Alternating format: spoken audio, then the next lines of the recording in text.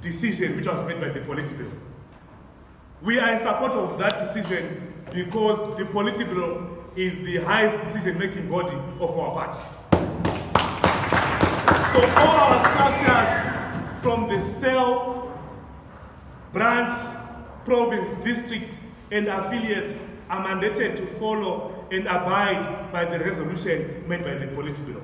Because we cannot be a wing of the party without the party itself. We are accountable to the main wing of the party. And this is what we are, and this is what we follow. ZANU-PF is an organized party. It has its own ways of doing things, and there is no way under the sun that you can say that you are presenting yourself if an office holder of a party.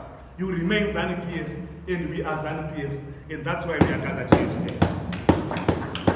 This is not to say that we are in support of corruption. It's clear that corruption, we are against it, but we follow the proper procedures as advised by the party leadership. So I just wanted to give that introduction so that you'll be clear, and we are in full support of the decision of the Politburo.